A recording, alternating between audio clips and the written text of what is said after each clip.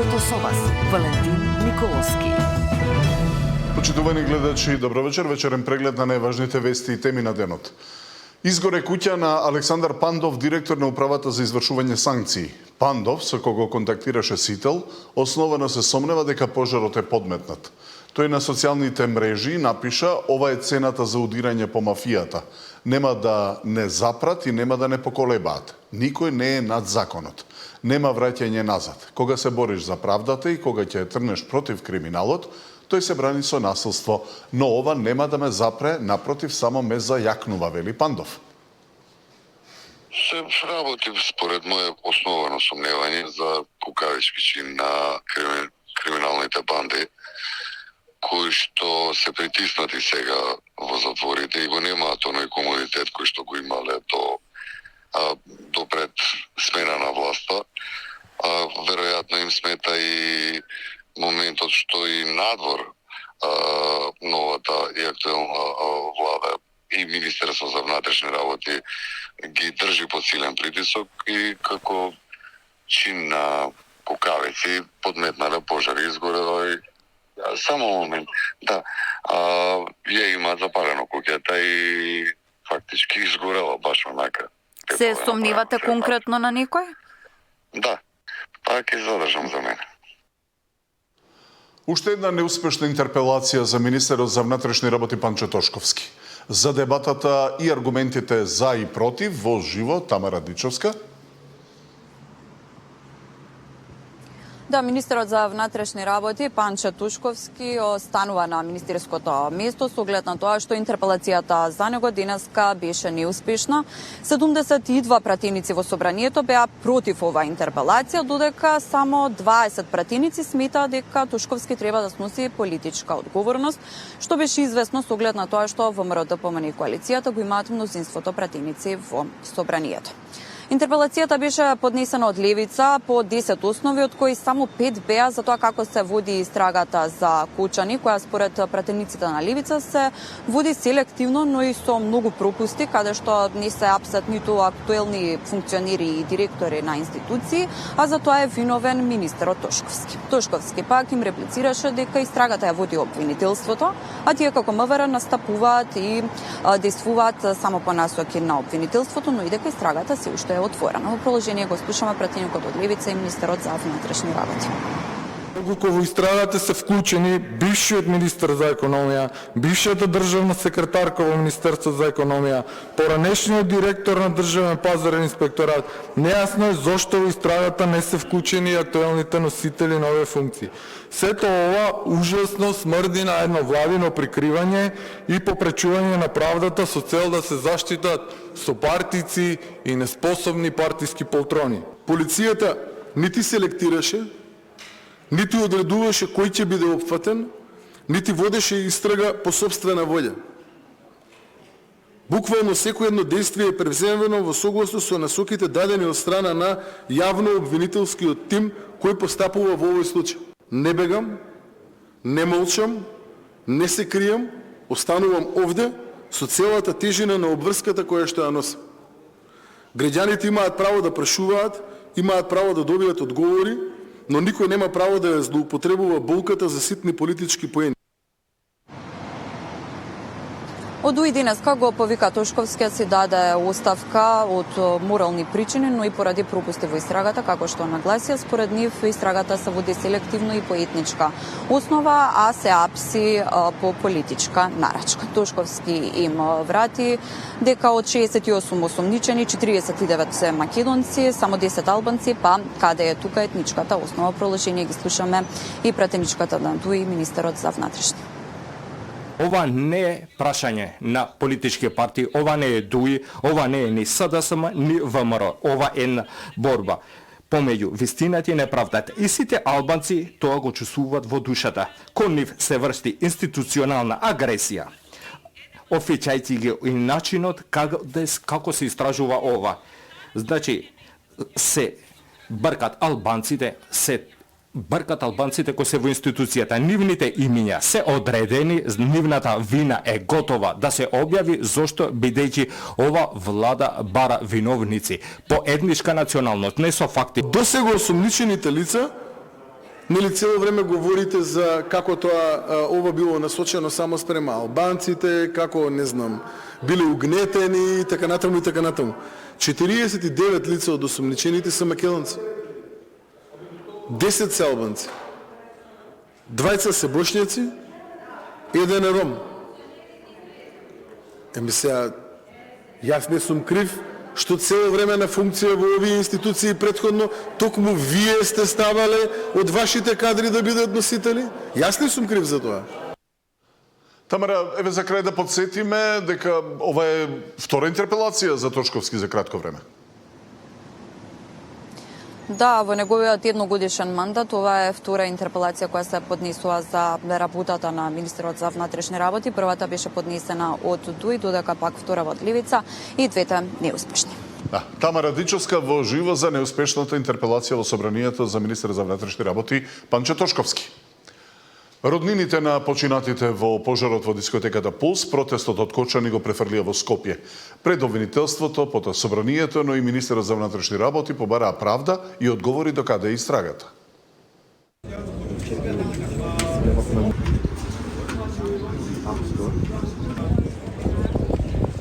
За доцнета реакција, 5 минути попладне почна протестниот марш на ангелите. Семејства, роднини, пријатели, познаници од Кочани дојдоа во Скопје за да побараат одговорност за најголемата трагедија во историјата на Македонија, но и одговори од истражните органи до каде е истрагата. Дел од родителите се одзваа на поканата на републичкиот јавен обвинител. Влегоа во јавното обвинителство. Останатите, повеќе од половина час, бараа одговори од надвор.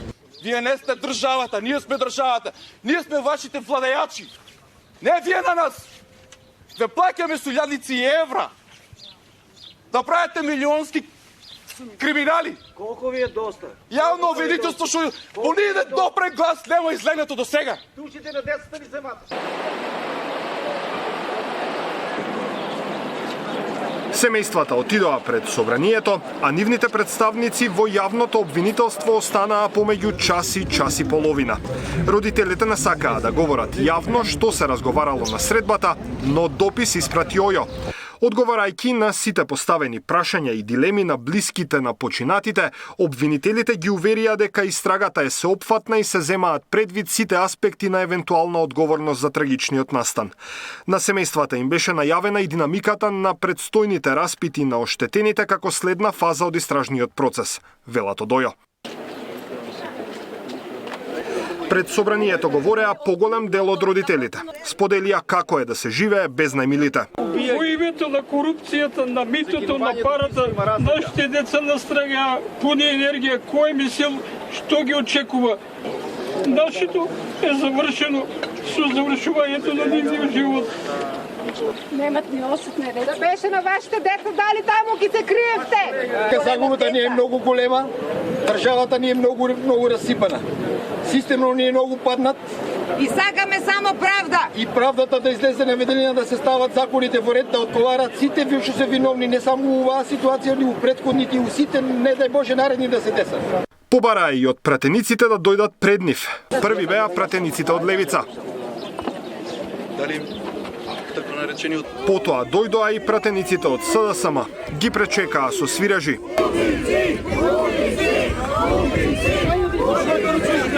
По краткиот разговор со дел од родителите на настраданите, сепак тие кажаа дека Филипче имал доблеж што се појавил пред нив, за разлика од останатите народни избраници кои останаа во законодавниот дом.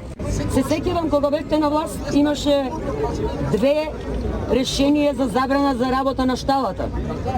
Но пократко се повлековте потоа од власт. Што се случи со 2 решенија кои што имаше донесено Министерството за внатрешни работи за престанок на работа на шталата? Дали имате таква информација? Ај прво на прашањето. Не знам на вистина и затоа ние цело време од почетокот, непосредно после трагедијата, даваме подршка на институциите да имаат и селективна работа и министер. И во однос на првата работа, не треба да се заблагодарувате. Не е точно дека немаме контакт со луѓето. Не сакам да полемизирам. И во почани и не секаде. Малку не на дневна основа, но сакам да потенцирам една работа, што мислам дека е многу важна, а тоа е дека ово издегување, сакам да знаете дека нема за цел да донесе некои политички пари. Од собранието се упатија кон МВР и министерот Тошковски ја напушти седницата на која се гласаше негова интерпелација. Откако пристигнаа пред МВР, побараа тој лично да излезе пред сите присутни и да изрази сочувство. Еден почест према нас родителите нека излезе јавно тука. Да, бе, не ќе да биде како што беше обвинителството да се не сакаме он да дојде тука. Ние ќе си разговараме на само со него. Нека излезе надвор. Нема да го тепа. Чим не знаеше Соколата да дојде пред собранието, нека те ние пешки дојдевме до тука. Тошковски дојде, но бараше од нив да влезат на средба внатре во МВР. Да замолувам. Да седнеме да разговараме, да трнеме политиката на Дел од средбата со Тошковски беше отворена за јавноста, па присуствуваа и медиумите. Во вториот дел останаа само родителите. Од Тошковски побараа да каже докаде е истрагата, а тој им вети дека сите информации ќе ги објави за 2 месеци од сега откако ќе заврши истрагата. Дали се приведени Бесар Дурмиши од сега, министер за економија? Знаете кој му е неговата задача, така? Дали е предходниот Дритон Кучи, предходниот Бексен Незири, дали се приведени? Не. Дали се приведени овие и директорите од државни исправа? Владко Стојковски приведени? И он не е одговорен, пошто е од ВМРО. Или овој Горан Трајковиќ, пошто е од СДС. И јас сум немодовен. И јас сум гневен, и јас сум бесен. И мојава душа плаче. И моите деца плачеа. Дали и моите деца плачеа, верувајте. Обдукцијски извештај? Значи, дали знаете кога ви починаа деца? Не. Од Бутел разбра, бидејќи там бев. Истрагата која што е во тек. Ве уверувам дека, нема никого да поштеди за кој што ќе има докази. По повеќе од 4 часа протестен марш низ скопските улици, Тошковски по средбата ги испрати семејствата до автобусот. Даниел Василев, Сител телевизија.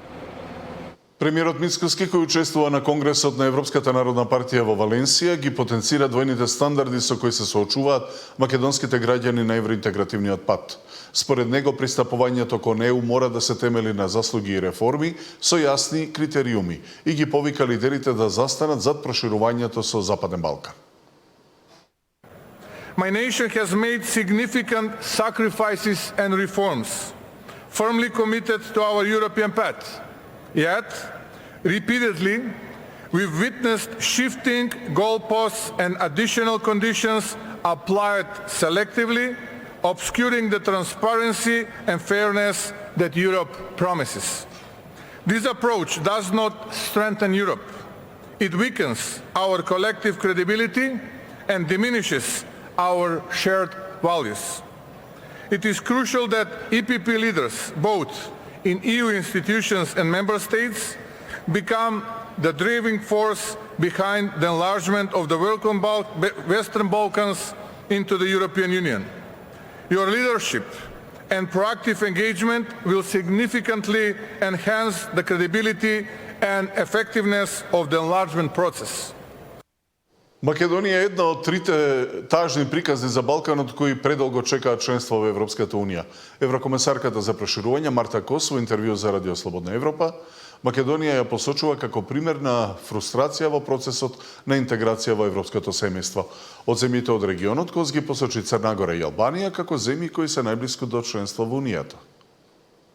There are two very sad stories, or three. One of them is Kosovo not being able to move on. Another sad story is North Macedonia. If we would wait with Ukraine for as long as North Macedonia has to wait to start the negotiations, Ukraine would start negotiations in 2045. And then, of course, it is Bosnia. Do this with Montenegro. All the chapters are open, so we just are closing them, so we could finish at the end of 26 from the technical point of view. We could finish from the technical point of view with Albania until the end of 27. Why I'm saying the technical point of view? Because this is the negotiation procedure, they have to do the reforms, but then it's up to the member states who will decide if they will become a member or not. Организацијата на потрошувачи досега нема добиено конкретни поплаки од граѓаните во врска со онлайн цените објавени од маркетите, но смета дека постои потреба од подобрување на нивната прегледност и препознатливост на производите. Утре истекува мерката за ограничување на маржите на основните прехранбени производи. Заменик министерот за труд, за економија Маријан Ристевски изјави дека досегашните резултати се добри, а конечна одлука за евентуално продолжување на мерката ќе биде донесена доколку има потреба. Затоа што луѓето вака се бунат, некој има намера да купи 5 или 6 производи и сега треба во тие сите списоци на производи кои што ги објавуваат да ги бара баш тие производи, да оди од маркет во маркет, мислам, условно да оди онлайн, за да може да ги најде. Кога би имале една компаративна алатка, тоа многу брзо и сега со вештачката интелигенција секако би можело и побрзо да се развие. Иначе е добро, ама треба таа идеја да се уште развива. Кај нас има проблем што идеите ќе се дадат, се ќе биде добро, меѓутоа после не се развиваат, мислиме готово е, не е готово. Во 21 век сметам дека навистина јавно и транспарентно треба да бидат презентирани цените од сите маркети пред граѓаните и тие самите да одлучуваат за своите пари каде да ги трошат. Колку се прегледни или не се прегледни, не можам да кажам сега, тоа ќе го сублимираме после еден месец од имплементацијата. Може би ќе одиме на, како да кажаме, на генерална и општа веб страна која ќе биде понудена понатаму или збирна информација која ќе дава подобри резултати. Следите вести во 23, дотогаш останете со програмата на Сител.